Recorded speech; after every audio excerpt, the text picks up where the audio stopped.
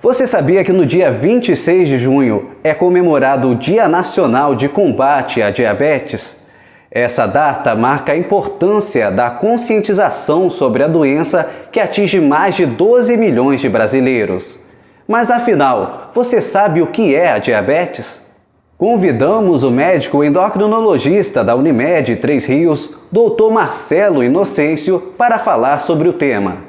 O diabetes é um nome designado a um grupo de doenças metabólicas em que você tem aumento da glicose, que o estado final é uma hiperglicemia, porém de etiologias diferentes, em que as células beta do pâncreas que produzem insulina, ou elas não funcionam bem, diminui a produção, ou a resistência à ação da insulina periférica, a insulina presente, porém não fazendo a sua função nos órgãos como o músculo, adipócitos. Então isso gera um estado hiperglicêmico que caracteriza o termo diabetes.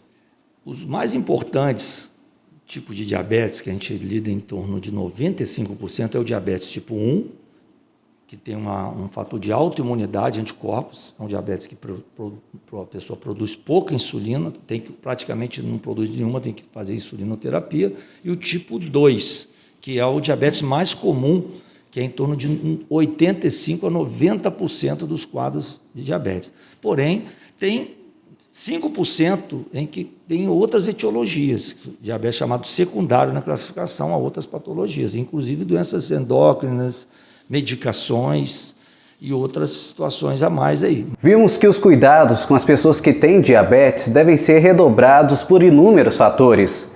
Mas como essa doença é desenvolvida? Existem fatores que levam mais a desenvolvimento de diabetes. Por exemplo, o mais comum que a gente vê, que é o tipo 2, é fatores como a obesidade, sedentarismo, alimentação com muito teor glicêmico e calórico.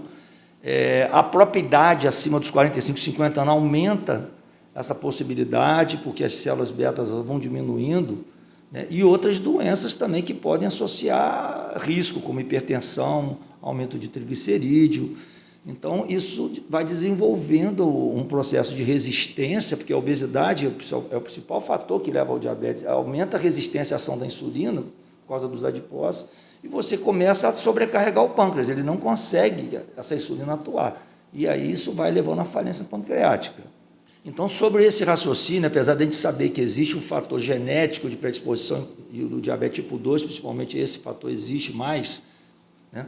Mas qualquer pessoa, por exemplo, que ficar sedentária, uma obesidade, alimentação errada, o estresse aumentado, que o pessoal falava muito sobre diabetes emocional, nada mais é do que hormônios de estresse que aumentam a glicose, eles são hormônios contra-insulínicos, então eles vão dificultar. Então, esses fatores de risco todo levam a pessoa à predisposição ao diabetes. O diabetes é uma doença muito séria e muito comum na população. Portanto, para quem não quer conviver com ele, é muito importante tomar alguns cuidados. A gente vai conferir quais são esses cuidados agora. A prevenção em hábitos como alimentação saudável, com menos carboidrato, manter o IMC, que é o índice de massa corpórica, em torno de 20 a 25, né?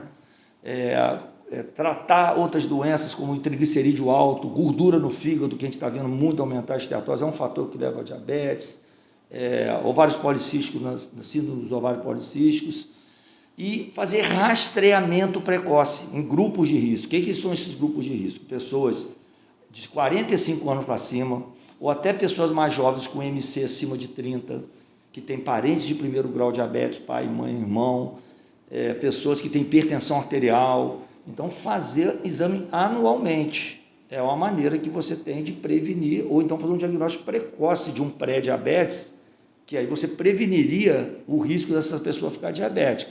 Mas o mais importante é educação e saúde. Não adianta a pessoa falar, vou fazer rastreamento, mas continua obeso, não vai adiantar nada.